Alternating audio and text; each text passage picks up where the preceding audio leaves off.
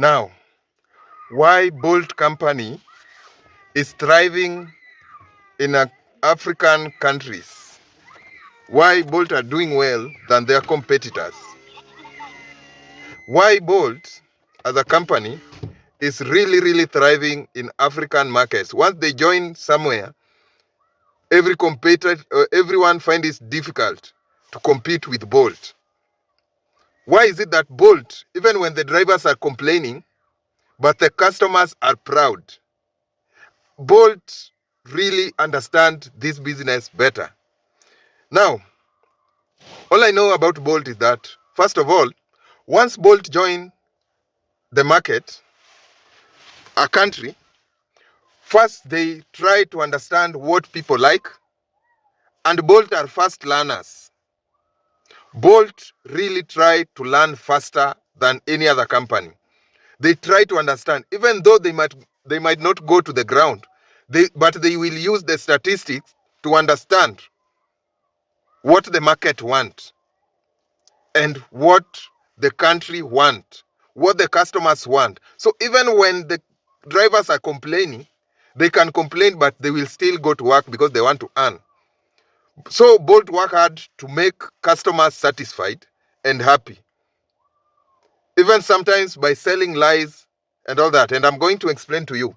So, number one reason why Bolt is thriving in Africa, number one, is an endless promotions.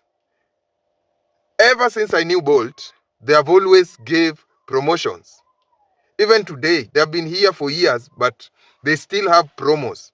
Bolt understood the African market, mostly the Kenyan market, that every Kenyan, once you talk of a promotion, even if that promotion does not exist, Kenyans don't calculate on what that promotion looks like. All they want to see is that there is promotion. And that's why Black Fridays and all that promotions, they do well. They thrive in even supermarkets and all that. So Bolt has really understood that. And once a client takes too long to request a cab to use their app, that client will be given a promo. And once that client starts using their app every day, that promo will fade. You understand? So they understand the African or the Kenyan market and the Kenyan mentality. What they want to see is promo, even if that promo does not exist. Another thing, number two, lawlessness. Bolt, they don't follow the rules, their own rules. They don't follow the foreign laws. They don't have their own permanent laws, but they have to look at how they will maneuver within the country's law, within the law that they find in that country. That means even if that country, the officials want them to break the law, Bolt will break the law to survive within that country, as long as they are pocketed the officials. And that's exactly what Africans want. You have to bribe the authorities. You have to give shares at some point. If you can't bribe, sometimes you give shares and you will thrive in Africa. You will give the big fish, the big names, a share of your company so that in case of anything, you will have a godfather. African business needs a godfather, and Bolts are very good at that. They understood that very well. Also, Bolt as a company, this is number three. Bolt as a company, at some point, they make an immediate decisions according to the market. For example, sometimes there is a driver demos and the drivers are complaining and complaining. At some point tomorrow, even without meeting the drivers, they will just look at things on the news why the drivers were complaining, and Bolt will go direct to change some few things. You understand? And this is something very important with Bolt. They change very fast. They change as fast as possible. At some point, when the market is very low and the business is very low, Bolt will even reduce their prices immediately. And that is something that other companies, other competitors are not doing. So Bolt as a company, they do it, and that has really worked with them. Africans want an immediate change. If there is something they complain about, even if you change a slight of it, it gives them hope. Africans live on hope. You just change something small, it gives them hope that things will be better and they will go back to work. So Bolt understand that very well. They are good at that. Number 4, suspension, not blocks. They don't block permanently. For Bolt to block you permanently, it's a very serious case. Bolt understands that Africans, they don't like each other. They have problems with each other. And some of the clients, they even have problems with what you are earning. Or they have their own ways of how they want you to treat them. And in case of any problem, a small thing, just failure to greet a client will complain that you are not a good driver, and other companies will block you permanently. But with Bolt, they will suspend you according to the weight, because they understand that at some point, Africans are not genuine because they don't love their brothers. They don't love each other. So Bolt will suspend you for a while so that you change. But with other competitors, they will block you permanently. So with that one, Bolt have more drivers, because even the suspended drivers will come back disciplined. So they have drivers coming back and they have new drivers joining. That means they have more drivers than their competitors. Another thing, number 5, I think it's number 5, immediate activation for new drivers. Last week, I activated a new account for a new driver.